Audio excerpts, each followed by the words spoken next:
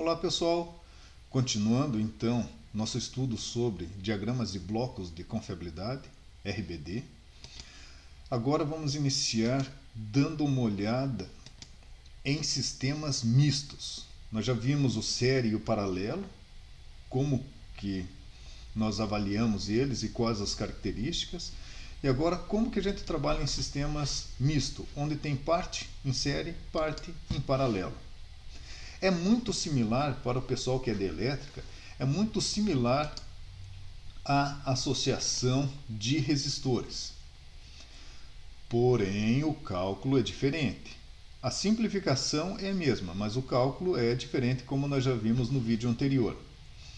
Então, quando eu tenho uma configuração como essa, nós sempre vamos iniciar a nossa simplificação agrupando as confiabilidades. Por exemplo, essas duas confiabilidades aqui que estão em série e essas duas aqui que estão em série.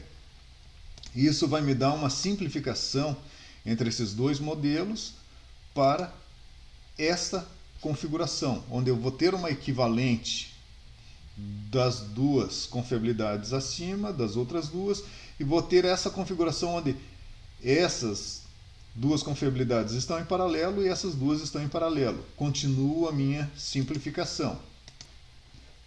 Nesta simplificação, eu vou acabar tendo simplesmente duas confiabilidades equivalentes dos sistemas em série e resolvo ela finalizando a minha análise. Essa é a estrutura lógica por trás de análise de simplificação de sistemas mistos entre série e paralelo num diagrama de blocos. Vamos dar uma olhada no mais um exemplo aqui. Então eu tenho esse diagrama de blocos aqui, 1, 2, 3, 4 e 5 blocos de confiabilidade associados. O primeiro que eu vou resolver é esse 3 e 4 que se encontram em série. Então 3 e 4 em série é o produtor entre os dois, a confiabilidade vai ser a confiabilidade do 3 multiplicado pela confiabilidade do bloco 4. Este associado com o bloco 5. Então já monto uma única equação representando todo esse bloco aqui associado e o resultante dele associados em série, onde eu chego numa expressão, numa equação que representa todo esse conjunto aqui. Existem alguns softwares que faz isso automaticamente para você, por exemplo, o software BlockSim da Relia Software, onde você faz o desenho do modelo do diagrama de blocos que você identificou no teu sistema e ele mesmo monta uma equação para você. Então vamos lá. Alguns modelos só para a gente entender direito a lógica. No exercício A, por onde que vocês começariam? Bem, basicamente começaria resolvendo 1 e 2, confiabilidade 1 e confiabilidade 2 em paralelo e depois a resultante dela em série com a confiabilidade 3. E aí nós montamos essa expressão, confiabilidade 3 em série com o conjunto de 1 e 2 em paralelo. Na situação B, no caso B, 1 e 2 em paralelo, 3 e 4 em paralelo, o resultado associado em série. O equivalente de 1 e 2 e equivalente de 3 e 4 em série. Então você monta uma única expressão que representa esse conjunto de diagrama de blocos. A mesma coisa aqui, 1 e 2 em série e a equivalente dele em paralelo com 3. Então a gente monta essa expressão. Podemos também ter essa configuração, 3, 2 e 4 em paralelo e depois em série com um 5 e com 1 e o 5. Então monto essa expressão direto. Ou essa daqui, 3 e 4 em paralelo, em série com 5, o equivalente dele vai ser em paralelo com o equivalente entre 1 e 2 em série. E daí você chega nessa expressão. sem problema nenhum. Então, aí que a gente começa a trabalhar com algumas simplificações, e isso é muito comum encontrar em sistemas industriais. Continuando a nossa análise, nós vamos para o sistema CAD-N. Nós já vimos o sistema série, onde praticamente é uma cadeia de diagramas de bloco, onde se um falhar, todo o sistema para. Nós vimos o diagrama em paralelo, onde você tem associado ativamente, ou seja, todos os blocos estão ligados, todos os equipamentos associados estão ligados. Se um falhar, o outro assume, se outro falhar, o outro assume, até o último componente que eu tenha em paralelo. O CAD-N já é um pouco diferente, onde eu tenho, por exemplo, eu tenho 4 compressores para atender um sistema produtivo, para atender a área de produção. Desses 4 compressores, eu preciso de pelo menos 2 deles funcionando. 2 deles já dão conta do sistema. Então, se eu tiver 4, um falhar, eu atendo o sistema, que ainda tenho 3. Se outro falhar, eu atendo, que ainda tenho 2. Se outro falhar, daí para o processo. Então, o CAD-N é nessa configuração que a gente trabalha. Configuração CAD-N ou redundância ativa. Então, de novo, todos os equipamentos estão ligados ativamente.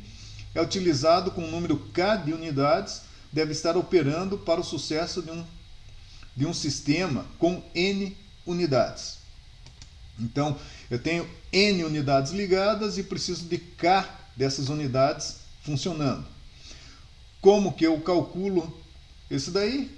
Através dessa expressão. A confiabilidade desse sistema KDN vai ser x igual K até N de N fatorial sobre x fatorial vezes N menos x fatorial de R, que é a confiabilidade elevado a x, que multiplica 1 menos confiabilidade de N menos x.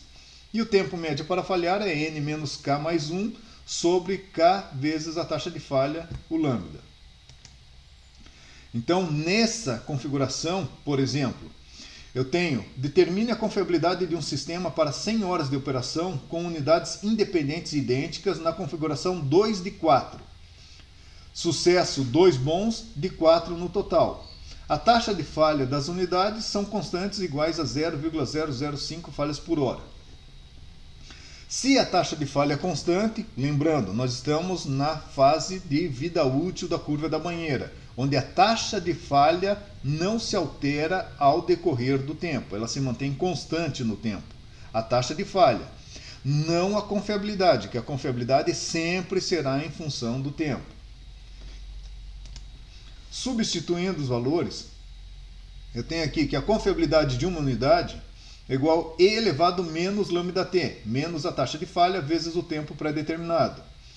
Então, essa confiabilidade de um sistema deles, dos 4, né, um somente tem 60,65% de confiabilidade. Agora, associando esses 4 e precisando de 2 deles para funcionar, eu tenho a seguinte configuração. É só substituir os valores na equação aqui e eu chego num resultado de uma confiabilidade de 82,82%. Então, um componente sozinho possui 60,65% de confiabilidade. Associado num KDN de 4 para 2, a minha confiabilidade do sistema sobe para 82,82%. E o tempo médio para falhar vai para 300 horas. Então, esse é o modelo do sistema CAD-N, também é muito aplicado. Na aviação, existem o sistema com algumas válvulas, onde você tem 8 válvulas e precisa de 2 delas funcionando. Então, 8, falhou uma, falhou 2, falhou 3, falhou 4, falhou 5, falhou 6 válvulas, eu ainda tenho 2 que mantêm aquele sistema operando. Aí eu consigo aumentar e muito a confiabilidade. E é por isso que a aviação é o nosso modelo de confiabilidade. As aeronaves são extremamente seguras, devido a esses estudos de confiabilidade e as redundâncias que são elaboradas em pontos críticos da aeronave. Vamos para o próximo sistema, que é o sistema standby. Diferente dos outros sistemas paralelo e CADIN, agora a minha redundância não é uma redundância ativa. Agora estou trabalhando com uma redundância passiva. O que significa uma redundância passiva? Quer dizer que um equipamento está funcionando e o outro está standby, está em reserva, está desligado. Nesta configuração, eu tenho esse contexto aqui. Então, enquanto a confiabilidade do equipamento 1 está sendo usado, 2, 3 e N equipamentos podem estar em standby. À medida que eu vou chaveando nessa chave aqui para o 2, 3 e assim por diante, eu vou mudando a utilização dos meus equipamentos. Isso daqui funciona muito em sistema de no-break, onde eu tenho a confiabilidade do meu sistema de alimentação da rede. Depois tem um sistema de bateria, posso ter um sistema de barramento alternativo para manter a alimentação daquele meu conjunto de componentes essenciais para o meu processo. Como funciona a expressão? Qual a expressão que representa isso daí? Então, a confiabilidade em standby nada mais é do que a somatória de igual a 0 até n-1, que multiplica taxa de falha vezes o tempo, lambda vezes t elevado a i, e a confiabilidade, que é e menos lambda t. Então aqui é a confiabilidade de um sistema exponencial. E elevado a menos a taxa de falha vezes t, tudo isso sobre i fatorial. Então o i, em vez dele começar em 1, o i agora começa em 0. É i0, i1, i2 até n-1.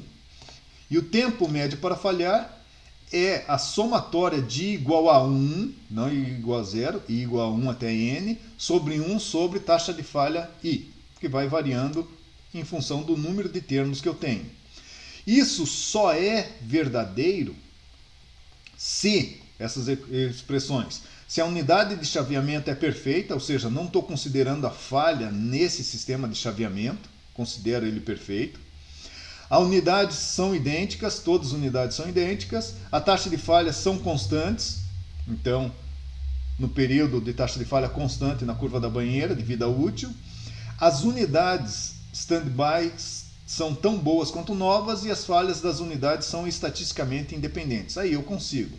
Se entrar lá no site do Weibull.com, ele apresenta alguns componentes e as suas confiabilidades e algumas equações que representam esses modelos. Dá uma olhada lá também para aprofundar sobre o tema. Um sistema standby, por exemplo, um sistema contém 3 unidades idênticas, onde uma está operando e outras 2 estão em standby.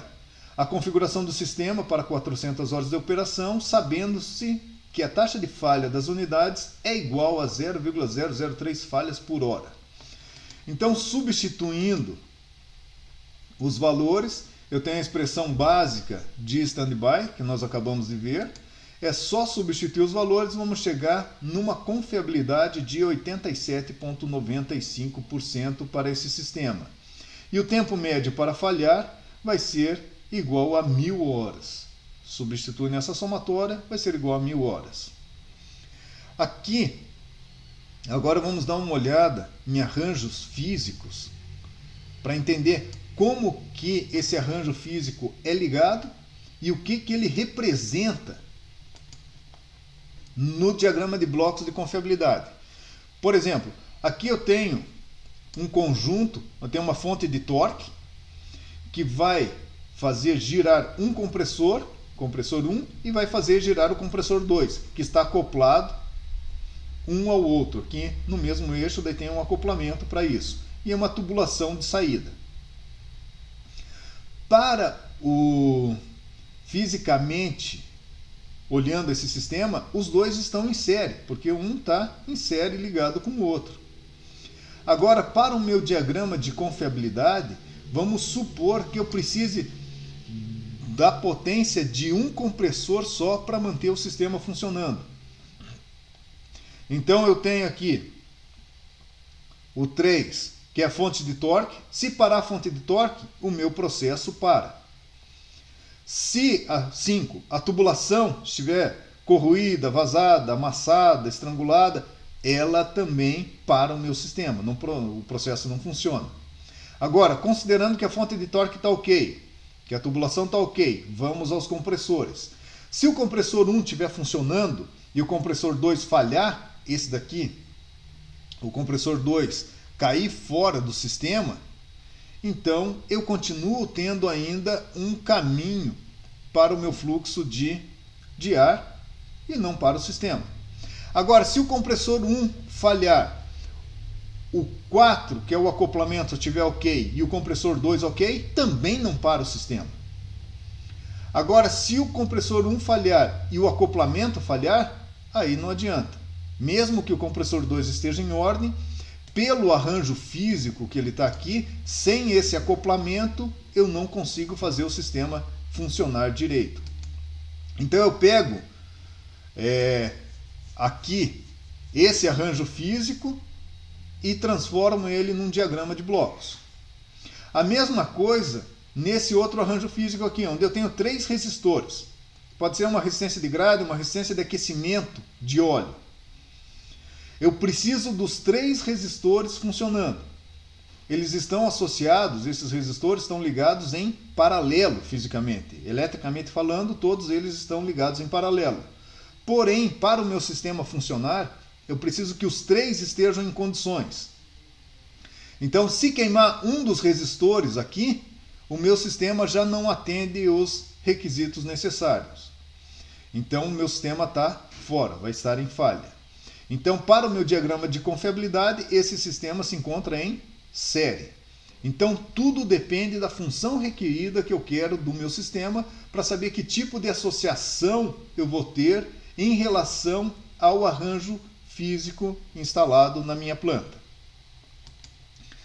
Vamos dar uma olhada agora em grupos de corte.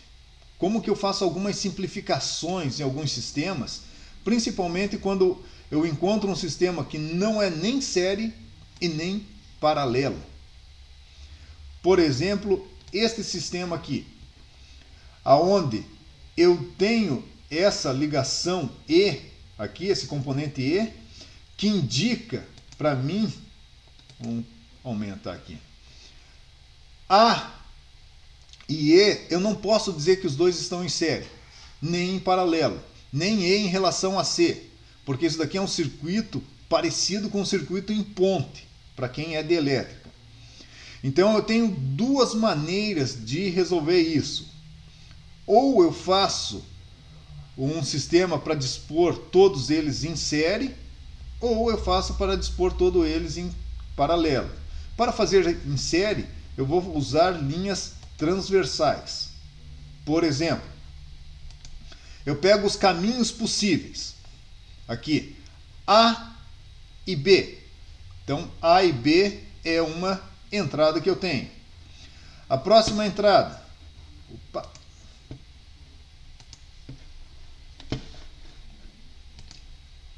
C e D. C e D é próximo caminho. Outro caminho, A, E e D. Outro caminho, C, E e B. Faço todas essas associações e calculo no meu grupo de corte. E faço daí essa associação aqui. Esses em paralelo, paralelo, paralelo, paralelo e resolvo todos eles em série. Aí eu estou trabalhando com o meu grupo de corte. Então o grupo de corte não são independentes. Alguns, porque o A se repete em 2 aqui, o C se repete e assim por diante. Mas você consegue fazer um simulado, uma simplificação do teu circuito.